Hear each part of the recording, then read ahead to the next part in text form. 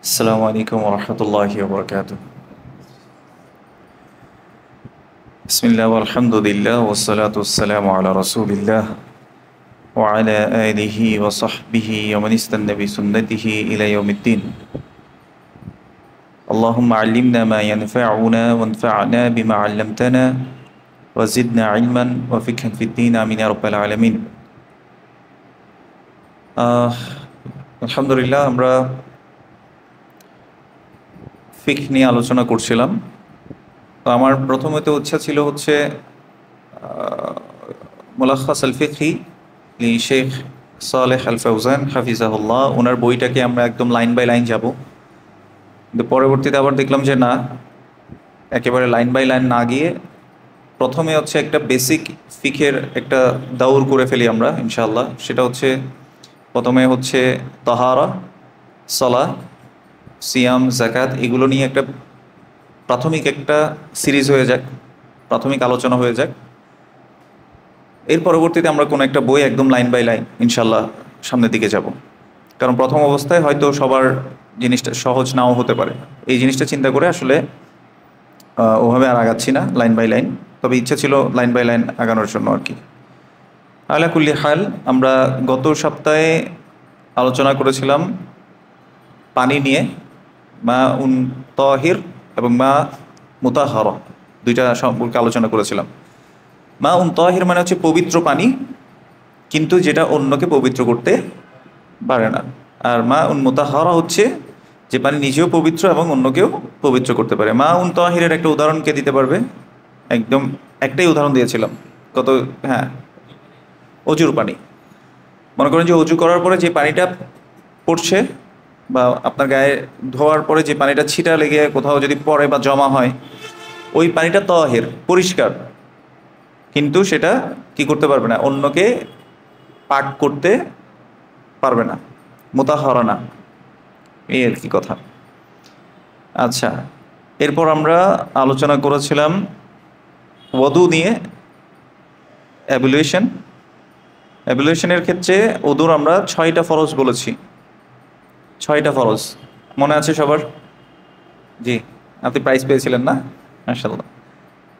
ফরাইদুল ওযু সিত্তা, ওযুর ফরজ কয়টা? 6টা, যেটা আল্লাহ সুবহানাহু ওয়া তাআলা সূরা মাইদার মধ্যে আসলে বলেছেন, যেখানে 4টা অঙ্গের কথা সরাসরি আসছে। কোনগুলো? মুখ, হাত, মাথা মাসে এবং পা ধৌত করা। এই 4টা অঙ্গের কথা আল্লাহ সুবহানাহু ওয়া তাআলা উল্লেখ করেছেন। আর 2টা কি তাহলে? ফরাইদুল ওযুর মধ্যে গসলুল ওয়াজহ, আল্লাহ মুখের কথা আসছে। ওয়াল ইয়াদাইন মাআল মিরফাকাইন, 2 হাত, মিরফাক বলা হয় এই যে কোণের একটু উপর পর্যন্ত এই জায়গাটা, হ্যাঁ, আলাল মিরফাকাইন। তারপর ওয়াল মাসহুর রাস, মাথায় মাসায় করা। ওয়া গসলুল রিজলাইন মাআল কাবাইন, 2 পা ধোয়া কাবাইন সহ, অর্থাৎ টাকনু সহ, টাকনুর উপর পর্যন্ত ধোয়া। 5 নাম্বার ওয়া তারতিব, সিরিয়ালটা মেনটেন করা। রাসূলুল্লাহ সাল্লাল্লাহু আলাইহি ওয়াসাল্লাম যেভাবে করেছেন সেভাবে করাটা ফরজ, অধিকাংশের মতে, জমহুরের মতে, ঠিক আছে। ওয়াল মুয়ালাত, এবং কানেক্টিভিটি থাকতে হবে। ধরেন আধা ঘন্টা আগে হাত ধুয়ে আসলাম, আধা ঘন্টা পরে গিয়ে একটু কুলি করে নাক ঝেড়ে আসলাম, এর আধা ঘন্টা পর আবার গিয়ে মুখ ধুলাম, এর আধা ঘন্টা পর আবার হাত ধুইলাম, এটা কি হবে না? ওযু হবে না। ফরাইদুল ওযু, তাহলে ফরাইদুল ওযু, ওযুর ফরজ কয়টি? 6টি। কি কি বলেছি? চেহারা ধোয়া, হাত ধোয়া কোণের উপর পর্যন্ত, তারপরে মাথায় মাসায় করা, পা ধোয়া মানে টাকনুর উপর পর্যন্ত বা টাকনু পর্যন্ত, এবং তার টিপটা মেনটেন করা, কোনটার পর কোনটা, মানে সিরিয়ালটা মেনটেন করা, এবং কি থাকা? কানেক্টিভিটি থাকা। এটাকে কানেক্টিভিটির জন্য ওলামারা বলে থাকেন যে একটা অঙ্গ ধুয়ে আসছি, সেটা শুকিয়ে যাওয়ার আগেই যাতে আরেকটা কাজ করা হয়। মনে করেন অনেক সময় এরকমও হইতে পারে, আপনি অজুই করতেছেন, মুআলাত বেশিক্ষণ সময়ও নেন নাই, তখন হাতটা ধুইছেন, এই পর্যন্ত ধুইছেন, আপনার এটাকে কি বলে? কবজি পর্যন্ত ধুইছেন। এই কাফাইন পর্যন্ত ধোয়ার পর একটা ভাই আসছে, কথাই বলতেছেন, তো এখন কথা বলতে বলতে 5 মিনিট হয়ে গেছে। এখন আপনার হাত শুকনো থাকবে না, মানে ভিজে থাকবে না, শুকায় যাবে। তো এরপরে আপনি কি করলেন? নাকে পানি দিলেন, আবার কুলি করলেন, তখন ওইটা হবে না। শুকিয়ে যাওয়ার আগে, অনেকে বলেছেন শুকিয়ে যাওয়ার আগে কি করতে হবে? অজু করতে হবে। আজকে আমরা অজুর প্রসেস সম্পর্কে জানবো ইনশাআল্লাহ, কিন্তু অজু কি কি কাজে ভাঙে সেটা একটু আগে আমরা জেনে নেই। নওয়াকিদুল উদু সাবআহ, অজু ভাঙ্গে 7টা বিষয়। 7টা বিষয় হলে অজু ভাঙে। প্রথমটা কি? আল খারিজু মিনাস সাবিলাইন, দুই পথ দিয়ে যদি কোনো কিছু বের হয়, সেই দুই পথটা কি কি কে বলতে পারে? প্রাইভেট পার্টস, সামনে এবং পিছন দিয়ে যদি কোনো কিছু বের হয়, সেটা হোক লিকুইড হোক এয়ারফ্লো, যদি কোনো কিছু বের হয় তখন কি হবে? অজু ভেঙে যাবে। 2 ওয়ান নাউমুল মুস্তাগরিক, এমন ঘুম যেটা গভীর ঘুম, অথবা হতে পারে যেটা হেলান দিয়ে ঘুমানো হয়। মনে করেন যে আপনি এমনি বসে আছেন, কিন্তু আপনি কোথাও হেলান দিলেন না, কোথাও অথবা আপনি কি বলেন, কোনো কিছুতে ঠেস না দিয়ে এমনি জাস্ট বসা অবস্থায় ঘুমিয়ে তন্দ্রা আসছে বা ঘুমিয়ে গেছেন, ওই ঘুমাতে অজু ভাঙবে না। কিন্তু কোথাও হেলান দিয়ে আছেন, ঠেস দিয়ে আছেন, অথবা খাটে শুয়ে গেছেন, ওই ক্ষেত্রে সেটা কি করবে? অজু ভেঙে যাবে। এটা গেল 2 নাম্বার। 3 নাম্বার ওয়া আকলু লাহমিল ইবিল, উটের গোশত খাওয়া। উটের গোশত খেলে কি হবে? অজু ভেঙে যাবে। ওয়া মাসহুল ফারজ বিল ইয়াদ মিন গায়রি হাইলিন, আর কোনো বাধা ছাড়া লজ্জাস্থানকে ধরা হাত দিয়ে, এটাও কি হয়ে যাবে? অজু ভেঙে যাবে। এখানের মধ্যে কন্ডিশন অ্যাপ্লাই লিখে রাখতে পারেন, কিছু কন্ডিশন আছে, ওলামাদের মধ্যে ইখতিলাফ আছে। তবে আমভাবে লজ্জাস্থান হাত দিয়ে স্পর্শ করা কোনো বাধা ছাড়া, মানে কাপড় ছাড়া ডিরেক্ট আপনি স্পর্শ করলেন, এটা অনেকের মতে অজু ভেঙে যাবে। এটা কয় নাম্বার গেল? প্রথমটা কি ছিল? প্রাইভেট পার্টস দিয়ে কোনো কিছু বের হওয়া। 2 নাম্বার কোথাও, মানে এটা হচ্ছে গভীর ঘুম যাওয়া, গভীর ঘুম গেলে। 3 নাম্বার ওটের গোশত খাওয়া। 4 নাম্বার লজ্জাস্থানকে স্পর্শ করা কোনো বাধা ছাড়া। 5 নাম্বার ওয়া জাওয়ালুল আকলি বিসুখরিন আও মারাদিন ওয়া রিদ্দাতি। আচ্ছা, বলেছেন যে কি চলে যাওয়া? আকল চলে যাওয়া, মানে সেন্স চলে যাওয়া। সেটা হতে পারে বিসুখরিন আও মারাদিন, নেশাগ্রস্ত অবস্থায় যদি আপনার বুদ্ধিমত্তা চলে যায় তখন আপনার অজু ভেঙে যাবে। অথবা উমার অদিন, অসুখের কারণে, অসুস্থতার কারণে আপনার যদি আকল চলে যায় তাহলে আপনার অজু ভেঙে যাবে। এটা কয় নাম্বার গেল? 5। মানে 5-এর মধ্যে এই 2টা, একটা হচ্ছে নেশাগ্রস্ত অবস্থায় আর একটা হচ্ছে অসুস্থ অবস্থায়। 6 নম্বর হচ্ছে ওরিদ্দা, কেউ যদি ইসলাম পরিত্যাগ করে, দিন ছেড়ে দেয়, তাহলে সে কি হয়ে যাবে? তার অজু বা তার পবিত্রতা নষ্ট হয়ে যাবে। এবং 7 নম্বর হচ্ছে ওয়াল মাসহু বিলাজ্জাহ, আপনার ডিজায়ার সহ লজ্জাস্থান স্পর্শ করা। বুঝতে পেরেছি? তাহলে এই 7টা বিষয় হচ্ছে নওয়াকিদুল উদু। আবার একটু রিপিট করি, কি কি কাজে অজু ভেঙে যায়। প্রথমটা হচ্ছে দুবুর অথবা কুবুল, বা সামনে অথবা পিছনে লজ্জাস্থানে কোনো কিছু দিয়ে কোনো কিছু বের হওয়া, অজু ভেঙে যাবে। 2 ওয়া নাউমুল মুস্তাগরাক, গভীর ঘুম, এটাতে বা হেলান দিয়ে ঘুমালে অজু ভেঙে যাবে। 3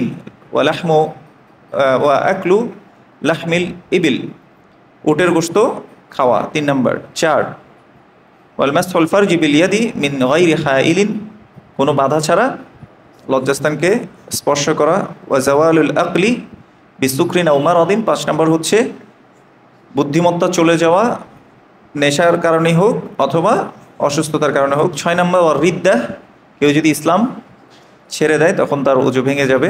ওয়াল মাসহু বিলাজ্জাতিন, ডিজায়ার সহ কেউ যদি লজ্জাস্থান বা স্পর্শ করে তখন তার অজু ভেঙে যাবে।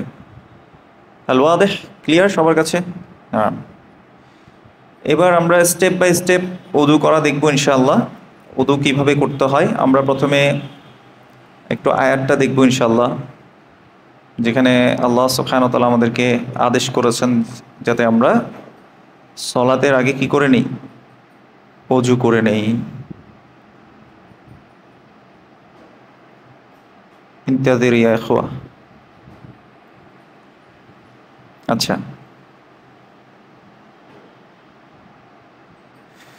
আল্লাহ সুবহানাহু ওয়া তাআলা বলছেন সূরা মাইদার কয় নম্বর আয়াত কেউ জানেন? 6 নম্বর আয়াতে আল্লাহ সুবহানাহু ওয়া তাআলা বলছে, ইয়া আইয়ুহাল্লাযীনা আমানু ইযা কুনতুম ইলাস সালাতি ফাগসিলু উজুহাকুম ওয়া আইদিয়াকুম ইলাল মারাফিকি ওয়ামসাহু বিরুউসিকুম ওয়া আরজুলাকুম ইলাল কা'বাইন ওয়া ইন কুনতুম জুনুবান ফাতাহহারু। আমরা ফাতাহহারু এটার পরে আর পড়ব না। ইয়া আইয়ুহাল্লাযীনা আমানু, হে ঈমানদারগণ, ইযা কুনতুম ইলাস সালাতি ফাগসিলু উজুহাকুম, যখন তোমরা সলাতে যাবে তখন তোমরা মুখকে ধুয়ে নেবে। ওয়া আইদিয়াকুম ইলাল মারাফিক, এবং তোমরা দুই হাতকে ধুবে কোণের একটু উপর পর্যন্ত। ওয়ামসাহু বিরুউসিকুম, তোমরা তোমাদের মাথাকে কি করবে? মাসাহ করবে। ওয়া আরজুলাকুম ইলাল কা'বাইন, এবং পাকে ধৌত করবে। এই যে ওয়াগসিলু, আল্লাহ সুবহানাহু ওয়া তাআলা যে কথাটা বলেছেন ফাগসিলু, তোমরা ধোও, এই ধোয়ার মধ্যে উজুহাকুম ওয়া আইদিয়াকুম এবং হচ্ছে আরজুলাকুম, এই তিনটা জিনিসকে ধুইতে বলছে। ওয়ামসাহু বিরুউসিকুম, এবং মাথায় কি করতে হবে? মাসে করতে হবে, এগুলো ফরজ। আচ্ছা, তাহলে এটা হচ্ছে আমাদের এভিডেন্স যে অজু করা। সুন্নাহর মধ্যে কি আছে? প্রথম হচ্ছে ইন্টেনশন, নিয়া। নিয়া সবার আগে জরুরি, সব কাজের আগে নিয়া জরুরি, মুকদ্দম, এটা থাকতেই হবে। ইন্নামাল আমালু বিন্নিয়াত, প্রত্যেক কাজ নিয়তের উপর নির্ভরশীল। ধরেন আপনার নিয়ত নাই, এমনি হাতটা ধুচ্ছেন, মুখ ধুচ্ছেন, তারপর হঠাৎ মাঝখান দিয়ে গিয়ে বললেন যে আচ্ছা ঠিক আছে আমি উজু করতেছি, তারপর হাত ধুইলেন, বাকি কাজ করতে করলেন, হবে? হবে না। নিয়াকে অনেক ওলামারা বলেছেন এটা শারতুল উদু, উদুর একটা শর্ত বলেছেন।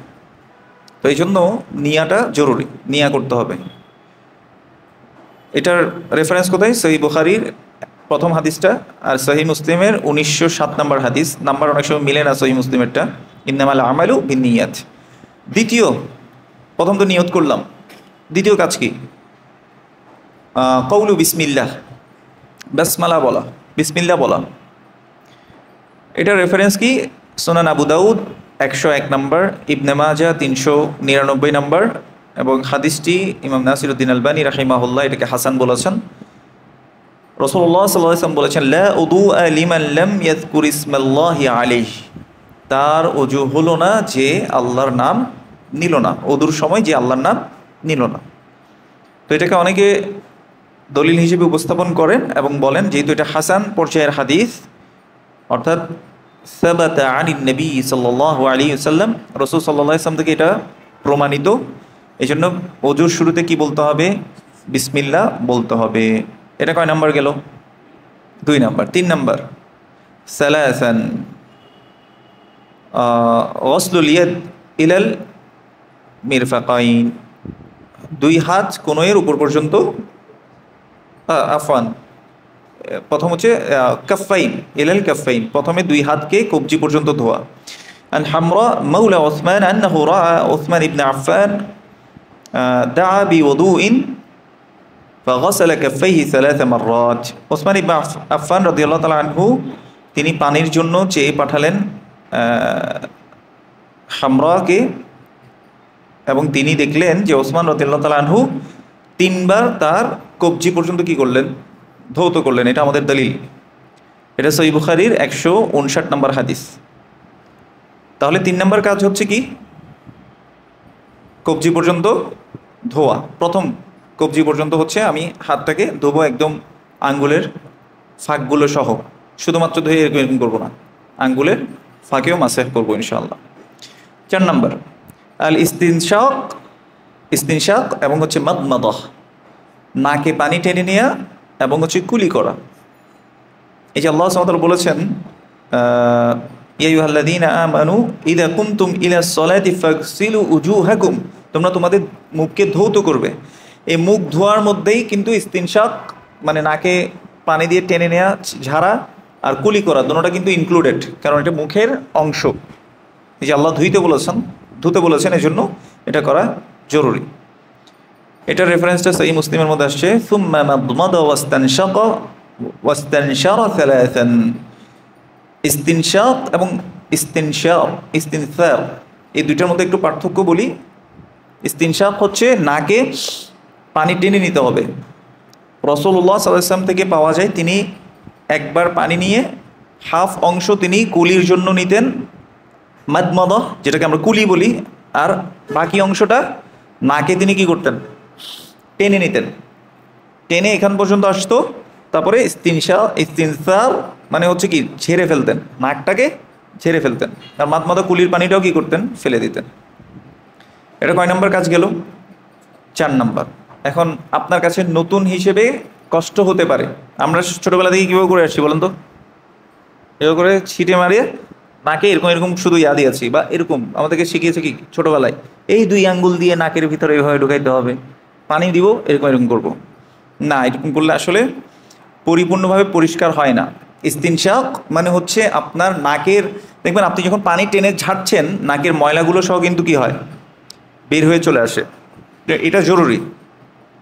এখনই করতে পারলে মানে না পারলে কোনো সমস্যা নাই, তবে এটা চেষ্টা থাকতে হবে। প্রথম প্রথম এরকম হবে যে আপনার নাকে মানে মাথায় পানি উঠে যাচ্ছে, তাই না? এটা হয়, সবারই প্রথম প্রথম হয়।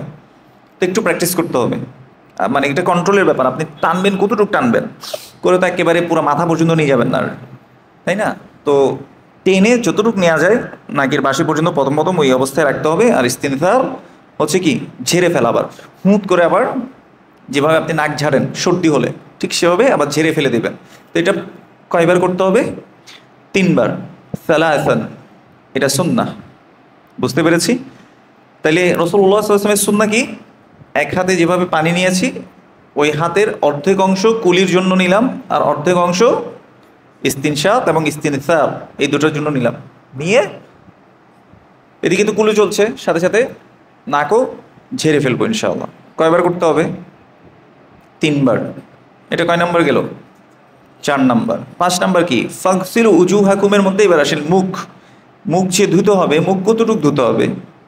এরপর পানি নিয়ে আপনি মুখ ধুবেন। আপনার চুলের অংশ যেখান থেকে শুরু হয়েছে এগুলোর থেকে শুরু করে আপনার কানের এই অংশ শুরু করে আপনার যদি দাড়ি থাকে, আর মহিলাদের তো দাড়ি নেই, ওনারা এই যে থুতনি এই সাইডটা পর্যন্ত হাড্ডি যতটুকু ধরা যায় এগুলো সবগুলো ভিজতে হবে। বুঝতে পেরেছি? তো এই ভিজাটা মানে আপনার চুলের গোড়া, এখন আপনি যদি মনে করেন যে আপনার চুল নাই টাক, তাহলে কি করবেন? পুরো মাথা ধুবেন না, যতটুকু আপনার চুল ছিল আগে ওই অংশটা ধরবেন, ঠিক আছে? ওই অংশ ধরে এখান পর্যন্ত শুরু করে এই কানের এই অংশগুলো কিন্তু ভিজতে হবে, এগুলো মুখের অংশ। এগুলো সবগুলো কয়বার ধুবো? 3 বার। ফাগসিলু উজুহাকুমের মধ্যে 3 বার। 3 বারটা সুন্নাহ। ক্লিয়ার এটা সবার কাছে? যাদের দাড়ি ঘন তারা কি করবে? তারা শেষে রাসূলুল্লাহ সাল্লাল্লাহু আলাইহি ওয়াসাল্লামের কিছু রিওয়ায়াত পাওয়া যায় যে একবার হাতে পানি নিয়ে দাড়িটাকে কি করে ফেলা, ভিজিয়ে ফেলা। একেবারে এরকম করে করে খিলাল করতে হবে, প্রত্যেকটা জায়গায় এরকম এরকম করতে হবে, জরুরি না, ঠিক আছে? এটা জরুরি না। আমাদের আমাদের দেশে এটা করা হয়, দেখবেন প্রত্যেকটা জায়গায় এরকম এরকম এরকম এরকম করতে থাকে কিছু মানুষ। দরকার নেই। দাড়ি যদি আপনার পাতলা হয়, মনে করেন যে এই জায়গাগুলো পাতলা থাকে, ওই জায়গাগুলোতে একটু হাত দিয়ে এরকম করতে পারেন, ঠিক আছে? আর যে অংশটা ঘন ওই অংশের মধ্যে কিছু করতে হবে না, হালকা একটু পানি নিয়ে এরকম দিয়ে দিতে পারেন আপনি চাইলে। আল্লাহু আ'লামু বিস-সাওয়াব, আল্লাহ ভালো জানেন। এটা কয় নাম্বার গেল? মুখ ধোয়াটা 22 নাম্বার কেমন হয়? হ্যাঁ 5 নাম্বার। হ্যাঁ, এবার 6 নাম্বারে আসি। 6 নাম্বার হচ্ছে ইলাল মিরফাকাইন, 2 হাত কোণের উপর পর্যন্ত ধোয়া। ওই যে ওয়া আইদিয়াকুম ইলাল মারাফিক, আল্লাহ যে বলেছেন তোমাদের হাত কোণের উপর পর্যন্ত ধোও। তো এটাও কি করতে হবে? এটা আবার পুরোটাই ইনক্লুডেড, এখান থেকে শুরু করে একেবারে এখানে তো আমাদের আপনি দেখবেন যে একটা দাগ থাকে আমাদের, আচ্ছা না তুলি, এই জায়গাতে আমাদের একটা দাগ আছে না? দাগের উপরে যাবে, মানে আপনার যেখান থেকে বাহু শুরু তার উপর মানে এতটুকু পর্যন্ত আসবে, ঠিক আছে? এতটুকু পর্যন্ত ধুইতে হবে এবং প্রত্যেকটা জায়গা ভিজতে হবে, একদম প্রতিটা লোমকূপ থেকে শুরু করে সব জায়গা ভিজাতে হবে, ঠিক আছে? এবং হাত দিয়ে কি করবেন? মাসাই করে দিবেন প্রত্যেকটা জায়গা, আবার মাসাই করে ধুয়ে ফেলবো। ডান হাত আগে 3 বার এবং বাম হাত 3 বার। এটা হচ্ছে সুন্নাহ। কয় নাম্বার গেল? 6। 7 নাম্বার ওয়া মাসহুর রাস, মাথে মাসাজ করা। ওয়ামসাহু বিরুউসিকুম, এটা আল্লাহর আদেশ যে তোমরা মাথাকে মাসে করো। মাসে কিভাবে করবে? একটু হালকা পানি নিয়ে পানিটা ফেলে দিব। রাসূল সাল্লাল্লাহু আলাইহি ওয়াসাল্লাম কিভাবে করতেন? সহিহ বুখারীর 185 নম্বর হাদিসে আসছে, সুম্মা মাসাহা রাসাহু বিয়াদাইহি ফাআকবালা বিহিমা ওয়া আদবারা। তিনি 2 হাতকে মাথার এখান থেকে শুরু করে সামনে থেকে পিছনে নিয়ে যেতেন এবং পিছন থেকে সামনে আনতেন। ঠিক আছে, এটা হচ্ছে সুন্নাহ। কয় নাম্বার গেল? 7 নাম্বার। এই মাসহুর রাস, মাথা মাসের সাথে ইনক্লুডেড, কারণ কান হচ্ছে মাথার অংশ, এই জন্য মাসহুল উযুনাইন। এটা কোত্থেকে পেলাম? ইমাম আবু দাউদ। আর একটু কমালে মনে ভালো হয়, সাউন্ড বেশি হয়ে গেছে। মাসহুল উযুনাইন, 2 কানকে মাসে করা। রাসূলুল্লাহ সাল্লাল্লাহু আলাইহি ওয়াসাল্লাম মাসাহা রাসাহু ওয়া উযুনাইহি মাররাতান ওয়াহিদা, তিনি তার মাথা এবং কানকে একবার মাসে করলেন। ঠিক আছে, তো এটা আমরা সবাই জানি কিভাবে করবো। এইভাবে থেকে এভাবে যাবো আর একটু কানকে মাসে করে দেব, কানের পিছনের অংশ দিয়ে। এটা ভিতরের অংশ যদি করতে চান করতে পারেন, এটাতে হয়ে যাবে ইনশাল্লাহ। তাহলে মাসে কয়বার করতে হবে? একবার। বাকিগুলো কয়বার ছিল? 3 বার করে, এটা সুন্নাহ। 8 নাম্বার গেল, তাই না? 9 নাম্বার গসলুর রিজলাইন ওয়া আরজুলাকুম ইলাল কা'বাইন, আল্লাহ যে বলেছেন তোমাদের পা ধোও কিসে পর্যন্ত? টাকনু পর্যন্ত। তাই জন্য টাকনু পর্যন্ত আমাদের ধুইতে হবে। তো রাসূলুল্লাহ সাল্লাল্লাহু আলাইহি ওয়াসাল্লাম কিভাবে করতেন? এটা সহিহ বুখারীর 159 নম্বর হাদিসে আসছে, ওয়া গাসালা রিজলাইহি ইলাল কা'বাইন সালাসান সালাসান। প্রথমে ডান পাকে তিনি ধুতেন 3 বার এবং বাম পাকে ধুইতেন 3 বার। এবং এই ক্ষেত্রে প্রত্যেকটা জায়গায় যাতে পানি যায়, বিশেষ করে আঙ্গুলগুলোর যে ফাঁক রয়েছে ওখানে, এবং বিশেষ করে হচ্ছে পায়ের গোড়ালি। অনেকের পায়ের গোড়ালি এবং গোড়ালির পিছনের সাইড এটা ভিজে না। একবার রাসূলুল্লাহ সাল্লাল্লাহু আলাইহি ওয়াসাল্লাম একজনকে দেখলেন যে তার পায়ের গোড়ালির দিকে ভিজেন নাই, তো তিনি তখন বললেন ওয়াইলুল লিল ইকাবি মিনান নার, মানে এই যে অংশটা ভিজে নাই এটা কি হবে? জাহান্নামের অংশ হবে। তো এখানে ওয়াঈদ আছে, শাস্তির কথা বলা আছে, এজন্য আমরা খুব সাবধানতার সাথে এটা করার চেষ্টা করবো ইনশাআল্লাহ। তাহলে 9 নাম্বার গেল, তাই না? এবার আসেন 10 নাম্বারে আসি। এবার কি অজু শেষ নাকি? অজু তো শেষ। কি কি বলেন তো? প্রথমে নিয়ত করলাম 1 নাম্বার, 2 নাম্বার বিসমিল্লাহ বললাম, 3 নাম্বার কবজি, 2 হাতের কবজি ধৌত করা। কয়বার করে? 3 বার করে। 4 নাম্বার ইস্তিনশাক এবং ইস্তিনসার, মাদমাদা সাথে মাদমাদা, কুলি এবং নাক পানি টেনে নিয়ে পানি ছাড়া। 5 নাম্বার মুখমণ্ডল ধোয়া। মুখমণ্ডলের মধ্যে আমরা বলেছি যে কানের এই অংশগুলো ইনক্লুডেড। কেমন? কানের যেই সাদা অংশ আছে, আপনার দাড়ির পিছনের অংশ দেখবেন, দাড়ি যেখান থেকে এই জুলফি যেটাকে বলি, জুলফির পিছনের অংশটা সাদা অংশ, এগুলো কানে মুখের সাথে ইনক্লুডেড। এটা 5 নাম্বার গেল, আপনি মুখ ধুইলেন।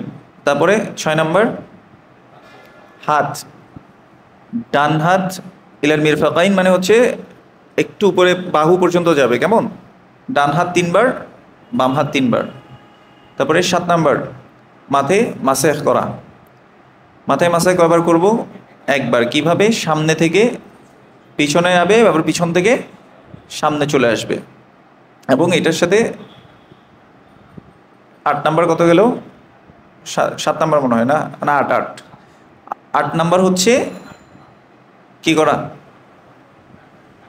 আরে কান আছে তো এখনো, কান, হ্যাঁ একসাথে, কিন্তু স্টেপগুলো বলতেছি আর কি। তারপরে কান মাসে করা। 9 নাম্বার পা ধোয়া। এবার 10 নাম্বার কি? আসেন, 10 নাম্বার হচ্ছে অজু শেষে দোয়া পড়া।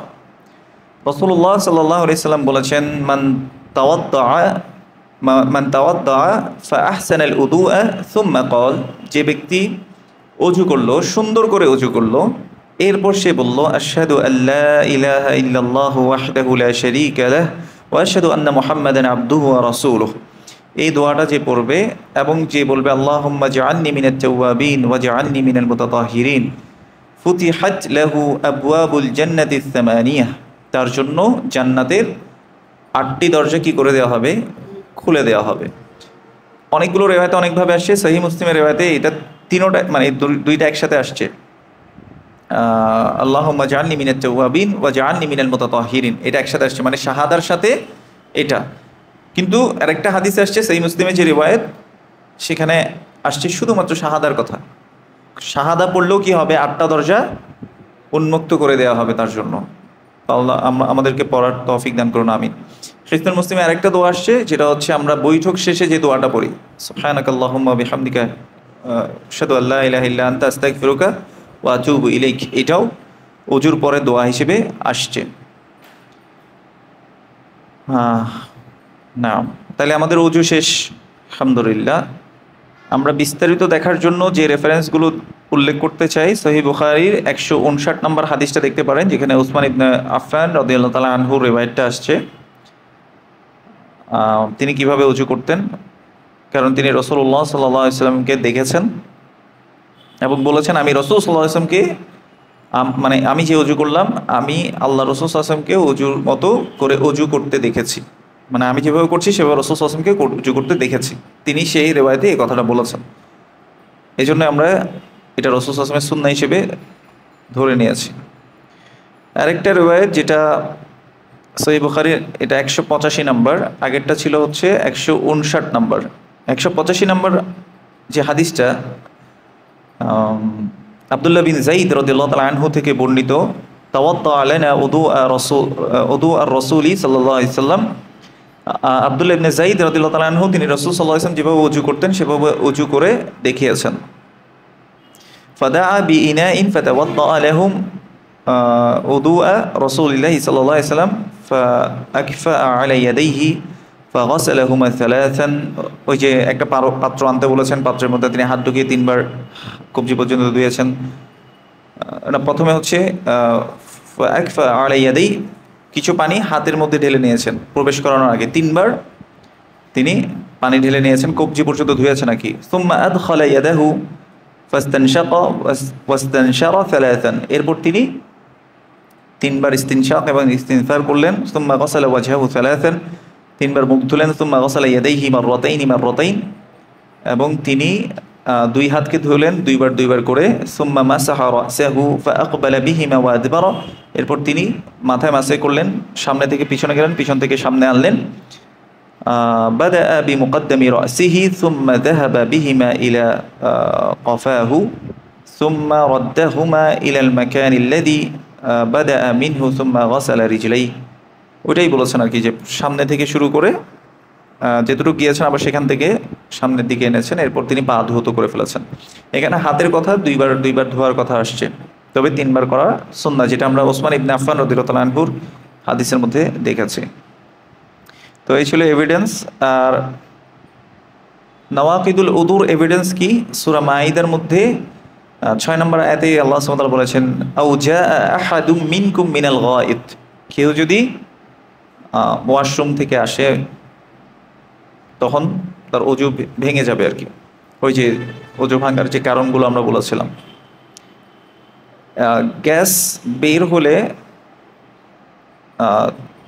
তাকে আবার ওযু করতে হবে। ওযু ভাঙার দলিলের মধ্যে সহিহ বুখারীর 135 নম্বর হাদিস, আন আবি হুরায়রা রাদিয়াল্লাহু তাআলা আনহু قال قال رسول الله صلى الله عليه وسلم لا يقبل الله صلاة أحدكم إذا أحدث حتى يتوضأ। এটা একটা আছে রিওয়ায়াত। আর একটা রিওয়ায়াতে আসছে যে রাসূলুল্লাহ সাল্লাল্লাহু আলাইহি ওয়াসাল্লাম বলেছেন যতক্ষণ না শব্দ অথবা ঘ্রাণ না পায়, কারণ অনেকের গ্যাসের প্রবলেম থাকে, তো পেটে সবসময় গুট গুট গুট গুট গুট গুট করতে থাকে এবং অনেক সময় মনে হয় যেন বের হয়েছে, আসলে এটা বের হয় নাই। ততক্ষণ ধরে নিতে হবে যতক্ষণ না গন্ধ এবং আওয়াজ এই দুইটা নিশ্চিতভাবে পাওয়া যাবে, ঠিক আছে? তো শয়তান অনেক সময় ওয়াসওয়াসা দেয়, মনে হয় বের হয়ে গেছে, মনে হয় বের হয়ে গেছে। তো ওয়াসওয়াসার কোনো জায়গা নেই। একটা কায়দা হচ্ছে আল ইয়াকিনু লা ইয়াজুলু বিশ-শাক, এটা হচ্ছে কাইদাতুল ফিকহিয়া বা কওয়াইদুল ফিকহিয়ার মধ্যে একটা কায়দা, রুলস। ইয়াকিন কখনো শাক দিয়ে দূরীভূত হবে না। ইয়াকিন মানে দৃঢ় বিশ্বাস। আপনি অজু করেছেন, মনে করেন আপনি জোহরের সময় অজু করেছেন, আপনি নিশ্চিত, এরপর অজু ভাঙার মতো কারো কারণ হয় নাই। এখন আপনি আসরের সালাতের আগে চিন্তা করতেছেন আমার অজু আছে নাকি নাই, অজু আছে নাকি নাই, মনে হয় নাই, মনে হয় নাই। ওই মনে হয়ের কোনো জায়গা নাই আসলে। আপনি অজু যে করেছিলেন ওইটাই ধর্তব্য। এরপরে যদি আপনার মনে না পড়ে যে আপনি টয়লেটে গিয়েছিলেন নাকি যান নাই, আপনি টুস করে পাত দিয়েছেন নাকি দেন নাই, হ্যাঁ, এই কথা যতক্ষণ মনে পড়তেছে না ততক্ষণ পর্যন্ত আপনার কি আছে, অজু আছে। এটাকে আমরা কি বলি, আল ইয়াকিনু লা ইয়াজুলু বিশ-শাক। মানে আপনার ইয়াকিনদার যখন থাকবেন ততক্ষণ পর্যন্ত সন্দেহ কি করতে পারবে না, আপনার দৃঢ় বিশ্বাসকে দূরীভূত করতে পারবে না। একইভাবে ওই যে সালাতের মধ্যে যখন কি হয় 3 রাকাত বা 4 রাকাত, কনফিউজড, 3 না 4, 3 না 4, এটার মধ্যে আপনি দ্বিধাদ্বন্দ্ব ভুগতেছেন। তো 3 বা 4 আপনি সন্দেহ করতেছেন যে 4 পড়ছি কি পড়ি নাই, আসলে সন্দেহের জায়গা ওটা হচ্ছে ওখানে। তাহলে ইয়াকিন কি 3 পড়ছি, তাহলে ইয়াকিনটাকে ধরতে হবে যে 3টা পড়ছি। এই আচ্ছা, এই যে ঘুম চলে গেলে, মানে ঘুম চলে আসলে যে অজু ভেঙে যায়, এটা দলিল কি? ইমাম আহমদ রাহিমাহুল্লাহ 936 নম্বর হাদিসে এটা উল্লেখ করেছেন, এবং আবু দাউদ 203 নম্বর হাদিসে উল্লেখ করেছেন। আন আলী রাদিয়াল্লাহু তাআলা আনহু قال قال رسول الله صلى الله عليه وسلم العين وكاء الشهي وكاء السهي فإذا نامت العين استطلق وكاء। তিনি বলেছেন চোখ হলো আমাদের যে পায়ুপথ সেটার বাঁধন। যখন চোখ ঘুমিয়ে পড়ে তখন বাঁধন ঢিলে হয়ে যায়। তার মানে কি, আমার ওইখান দিয়ে যে কোনো সময় হাওয়া বের হতে পারে, মানে আমার কন্ট্রোল নাই আসলে, ব্রেনের আকল আসলে চলে গেছে। এই জন্য এটা অজুকে ব্রেক করে দেবে। আচ্ছা, আর আমরা যে বলেছি এই যে লস অফ কনসিয়াসনেস, আকল চলে যাওয়া, জাওয়ালুল আকল, এই যে অজু যে মানে যে চলে যাবে, আকল যে চলে যাবে, ইন্টেলেকচুয়াল বা থিঙ্কিং এবিলিটি যে চলে যাবে, এটা কোত্থেকে পেলাম? এটার এভিডেন্স হচ্ছে কিয়াস। ওই যে ডিপ স্লিপে গেলে কি হয়, আপনার আকল থাকে না, চলে যায়। তো এই জন্য ওইটার উপরে বেস করেই বলেছে কেউ যদি মানে নেশাগ্রস্ত হয় অথবা অসুস্থতার জন্য অজ্ঞান হয়ে যায়, সেটাও তার অজু ভেঙে দেবে। এরপর এই যে প্রাইভেট পার্ট টাচ করলে অজু ভেঙে যাবে, এটা দলিল কি? আবু দাউদের 181 নম্বর হাদিস এবং তিরমিজির 82 নম্বর হাদিস, ইবনে মাজার 443 নম্বর হাদিস। عن بصرة بنت صفوان رضي الله عنهما قالت قال رسول الله صلى الله عليه وسلم رسول الله صلى الله عليه وسلم বলেছেন من مس ذكره فليتوضأ, যে ব্যক্তি তার লজ্জাস্থান স্পর্শ করলো সে যেন অজু করে নেয়। তাহলে এখান থেকে বোঝা গেল লজ্জাস্থান কেউ যদি স্পর্শ করে তার অজু ভেঙে যাবে। ওই যে গায়রে হাইলিন বলছে, কোনো বাধা ছাড়া, কাপড় ছাড়া যদি কেউ ধরে। এখন প্রশ্ন হলো, আরেকটা সাহাবী এসে একবার জিজ্ঞেস করেছিলেন যে ইয়া রাসূলুল্লাহ, মানে আমার হাত লেগে গেছে। তখন রাসূল সাল্লাল্লাহু আলাইহি ওয়াসাল্লাম বলেছে এটা তো একটা মানে গোশতের টুকরা, আর কিছুই না। তো এটার জন্য আসলে ইখতিলাফটা হয়েছে যে এটা কি প্রাইভেট পার্ট ধরলে অজু ভাঙবে কি ভাঙবে না। তো এখানেই মাযহাবের সৃষ্টি হয়েছে। মাযহাব মানে কি? ফর এক্সাম্পল, মা যাহাবা ইলাইহি আবু হানিফা রাহিমাহুল্লাহ, মা যাহাবা ইলাইহি আহমদ ইবনে হাম্বল রাহিমাহুল্লাহ, মা যাহাবা ইলাইহি ইমাম মালিক রাহিমাহুল্লাহ, মা যাহাবা ইলাইহি ইমাম শাফি রাহিমাহুল্লাহ। মানে ওনারা যে মতটা দিয়েছে এটা হচ্ছে আসলে কি মাযহাব। তো ওনাদের মাযহাবে এক একজন এক একটা মতামত দিয়েছেন। আপনার কাছে যেটা স্ট্রং মনে হয় আপনি সেটা আমল করতে পারেন। আমি 2টা দলিলই আপনার কাছে বললাম, যে রাসূলুল্লাহ সাল্লাল্লাহু আলাইহি ওয়াসাল্লাম কাছে যেটা ইমাম আবু দাউদ 181 নম্বর, 82 নম্বর, ইবনে মাজার 483 নম্বর হাদিসে এসছে, রাসূল সাল্লাল্লাহু আলাইহি ওয়াসাল্লাম বলেছেন মান মাসসা যাকারাহু ফালিয়াতাওয়াদ্দা, কেউ যদি তার লজ্জাস্থানকে স্পর্শ করে সে যেন অজু করে নেয়।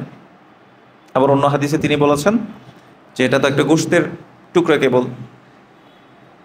তাহলে বোঝা গেল এটাকে আমরা কম্বাইন করতে পারি এভাবে, গোসলের সময় আমরা কি করি, গোসলের আগে উঁচুটা করে নেই, পাটা ধোয়া বাকি রাখি, এরপরে আপনি তো পুরো গায়ে ধৌত করছেন, তাই না?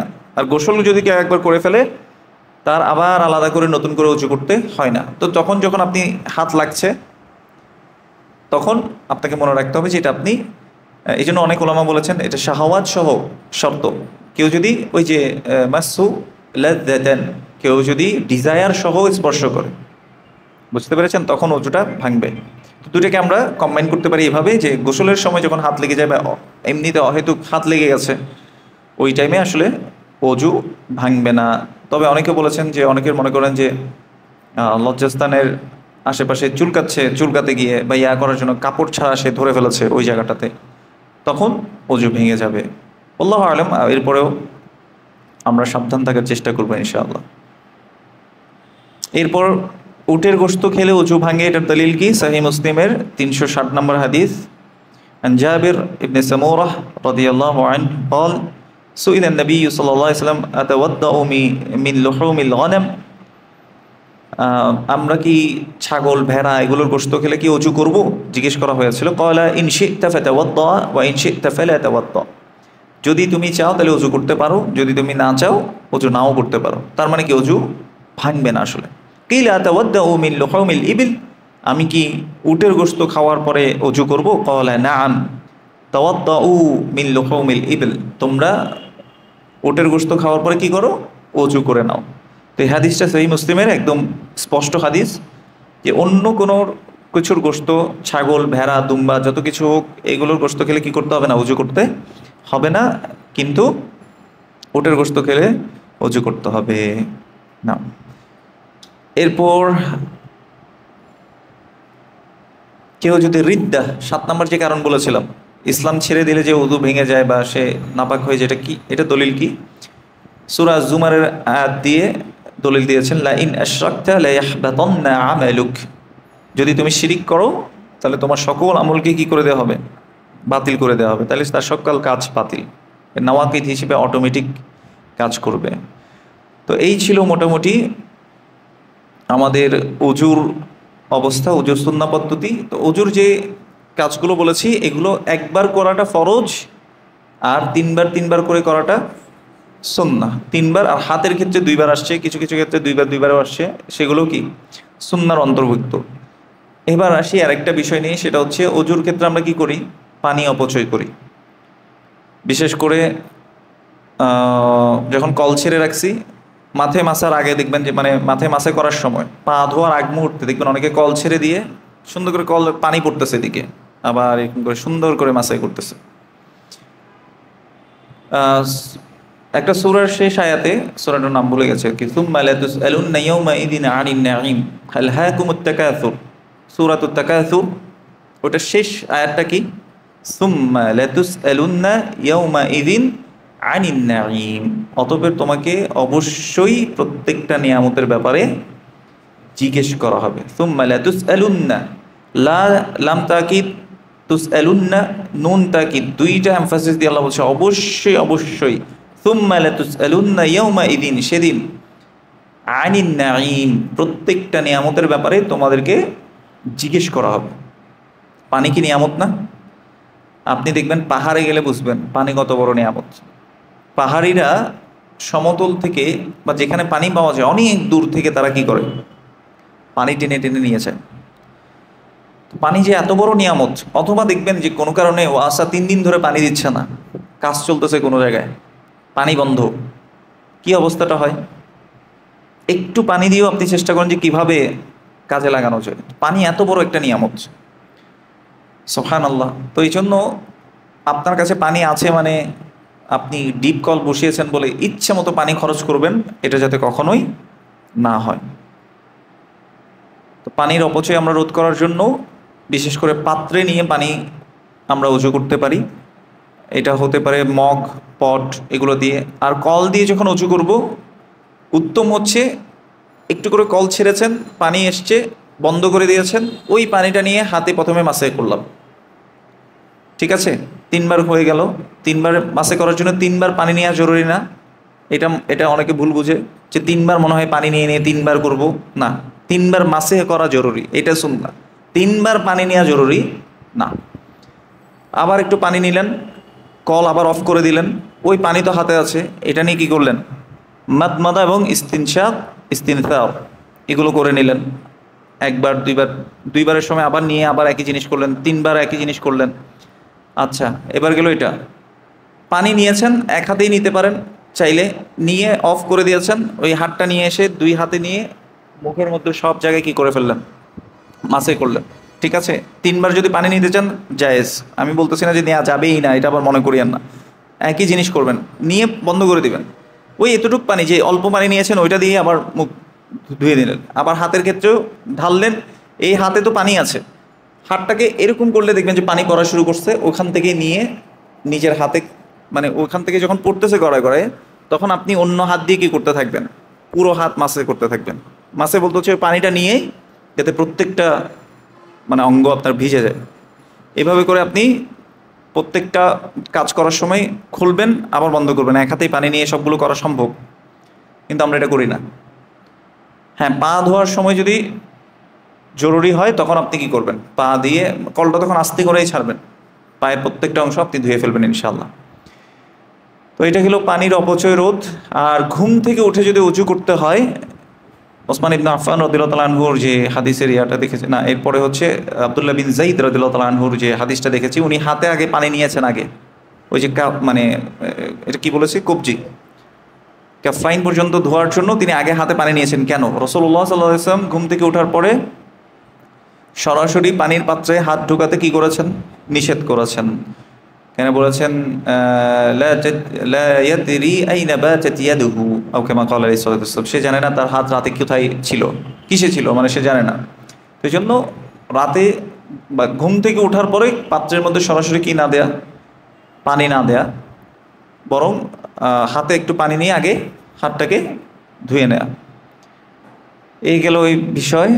এরপর হচ্ছে মোজার বিষয়টা একটু বলে ফেলি। মোজার উপরে মাসেহ করা। মোজের উপর মাসেহ করা, আপনি যদি অজু করা অবস্থায় মোজা পরে থাকেন, তাহলে মুকিম বা আপনি যে এলাকার রেসিডেন্স, স্থায়ী বাসিন্দা যে এলাকাগুলোর, ওইখানে আপনি মোজা পরা অবস্থায় একদিন এবং এক রাত মাসেহ করতে পারবেন। এটা কি অন্যান্য অজুর কাজগুলো যথারীতি করলেন, পা ধোয়ার ব্যাপারে শুধুমাত্র মাথায় যেভাবে মাসে করেছেন ওভাবে একটু করে পানির সেটা নিয়ে মোজার উপরের সাইডে কি করে দিবেন? মাসাই করে দেবেন, তাইলেই যথেষ্ট, পা ধুইতে হবে না। ঠিক আছে? তাহলে মোজার উপর মাসাই করা মুকিমের জন্য কয়দিন? একদিন এক রাত। এই একদিন এক রাত শুরু হবে কখন থেকে? প্রথম মাসে থেকে।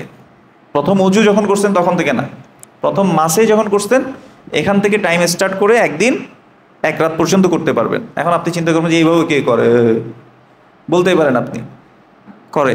আপনি যখন ঠান্ডার কোনো দেশে যাবেন তখন বুঝবেন যে এই মাসে আল্লাহ সুবহানাহু ওয়া তাআলা কেন দিচ্ছেন, বুঝতে পারছেন?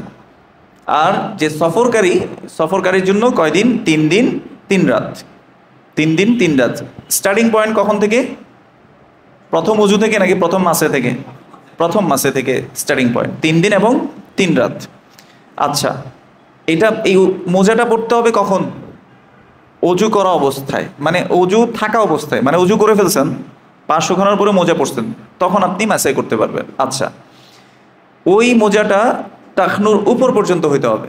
এখন আবার শর্ট কিছু মোজা বেরিয়েছে না, টাকনুর নিচে পর্যন্ত, শুধু জাস্ট মানে আপনার শুটা যতটুকু থাকে অতটুকু পর্যন্ত কিছু মোজা বেরিয়েছে, ওই মোজা দিয়ে হবে না। ঠিক আছে, আসতেছি। আরেকটা দেখেন, রাসূল সাল্লাল্লাহু আলাইহি ওয়াসাল্লামের যুগে চামড়ার মোজা পড়তো, খুফাইন বলা হয় এটাকে আরবিতে, খুফাইন বা খুফাহ, চামড়ার মোজা। আর যেটা কাপড়ের মোজা এটা জারবাতাইন বলা হয়, জারবাহ, হ্যাঁ, মানে কাপড়ের মোজা।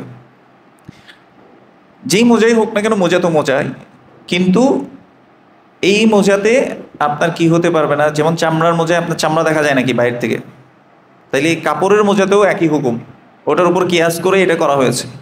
আপনার চামড়া দেখা যেতে পারবে না। যে মোজার উপর আপনি মাসাই করবেন সেই মোজাটাতে বাহির থেকে কি দেখা যেতে পারবে না, আপনার চামড়া ভিজিবল হতে পারবে না। মানে এত পাতলাও হইতে পারবে না যেটাতে কি করে দেখা যায়, মানে বাহির থেকে ভিতরে আপনার চামড়া দেখা যায়। যদি এরকম হয় যে মোটামুটি পাতলা কিন্তু এত পাতলা না যে আপনার চামড়া দেখা যাচ্ছে, তাহলে সেটার উপরে কি হবে? মাসে জায়েজ হবে। বোঝাতে পেরেছি?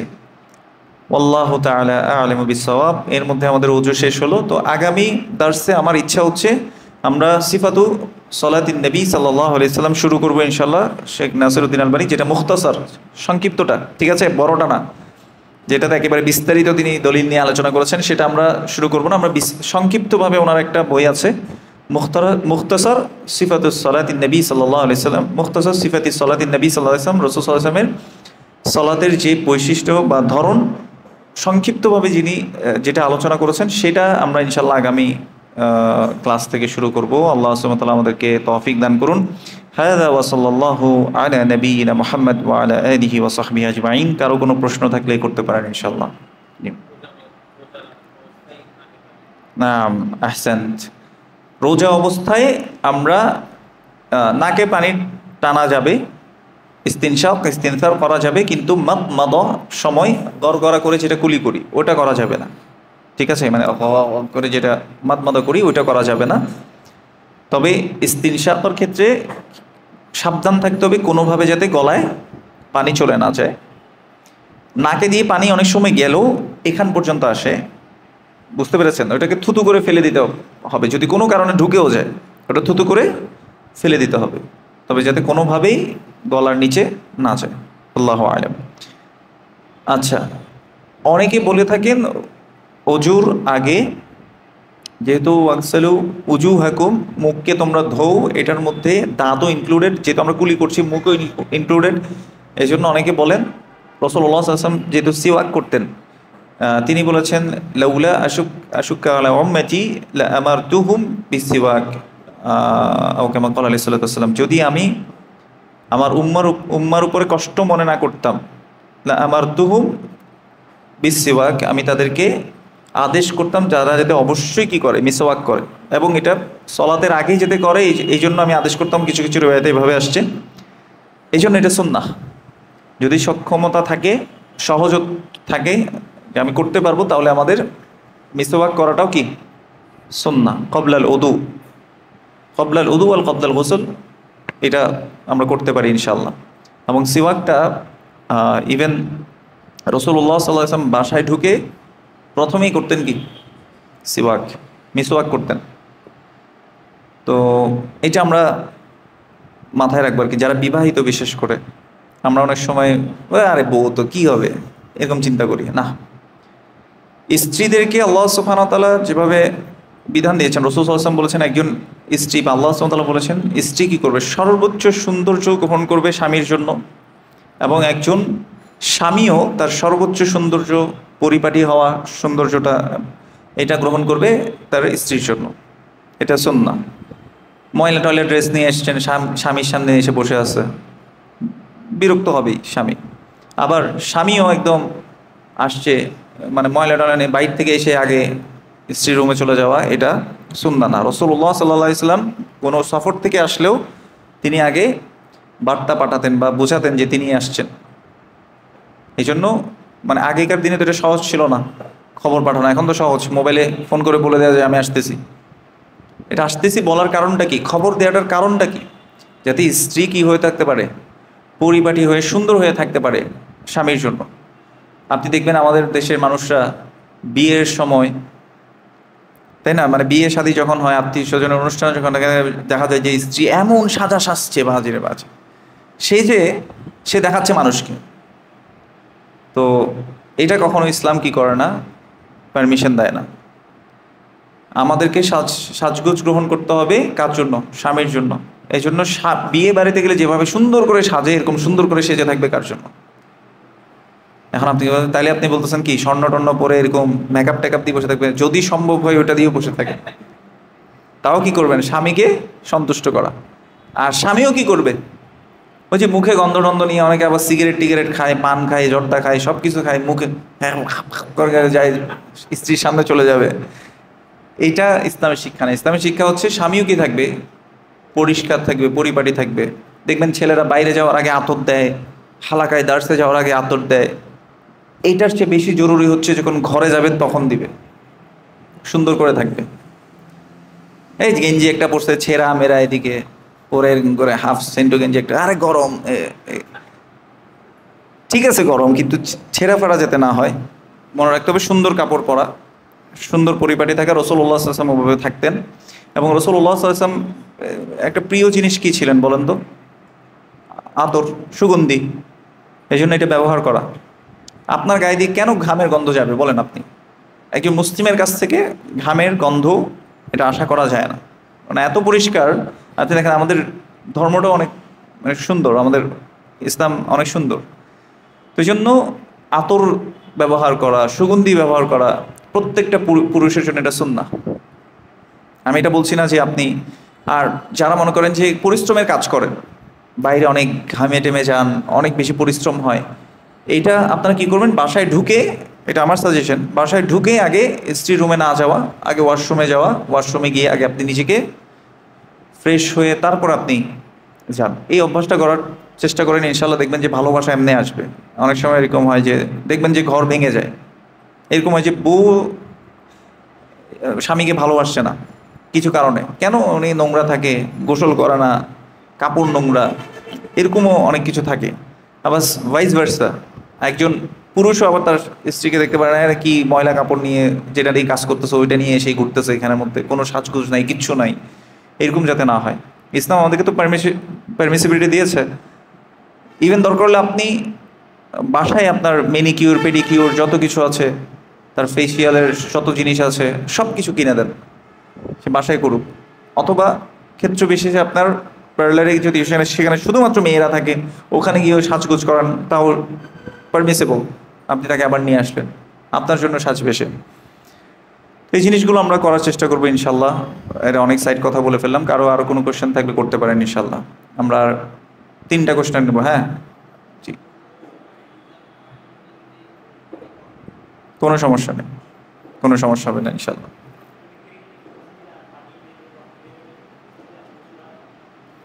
আচ্ছা, এটা ভালো বলেছেন, রক্ত বের হলে ওযু ভাঙবে কিনা।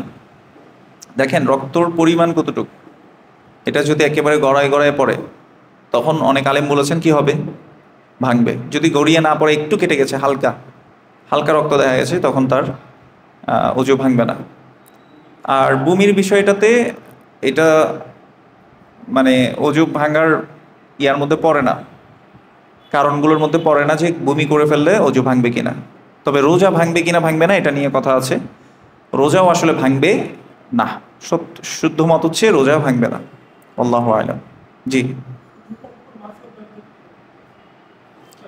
জুতার উপরে মাসে আমার জানা নেই, তবে খুফাইনের উপরে আসছে। এখন খুফাইন বলতে অনেক সময় ওনারা চামড়া দিয়েও জুতা বানাতেন, তো ওইটাকেই মিন করে অনেকে বলেছেন যে জুতার উপর করা যেতে পারে, কিন্তু এটা আসলে শুদ্ধ মত না। জমহুর হচ্ছে খুফাইন বলতে আসলে মোজাকেই বোঝাতেন, তারা মোজার উপরেই পড়তেন, যেহেতু তখন জুতাও বানানো হতো চামড়া দিয়ে বানানো হতো, ওটাই পড়তেন। অনেক সময় ওই চামড়ার ইয়াটা দিয়ে, ওটা দেখবেন যে একটু মোটাই থাকে, ওটা দিয়ে হাঁটাও যায়, তো ওরা এটা দিয়েও হাঁটতো। তো অনেকে এটাকে নাইল হিসেবেও অনুবাদ বলেছেন, বা নাইল হিসেবেও বলতেন। নাইলুন মানে হচ্ছে জুতা, জুতা হিসেবে অনেকে ধরেছেন। তবে শুদ্ধ মত হচ্ছে মোজার উপরেই কি করা, মাসেহ করা। আল্লাহু আ'লাম। আমরা শেষ করছি এখানে। সুবহানাকাল্লাহুম্মা ওয়া বিহামদিক, আশহাদু আল্লা ইলাহা ইল্লা আনতা, আস্তাগফিরুকা ওয়া আতুবু ইলাইক। আসসালামু আলাইকুম ওয়া রাহমাতুল্লাহি ওয়া বারাকাতুহু।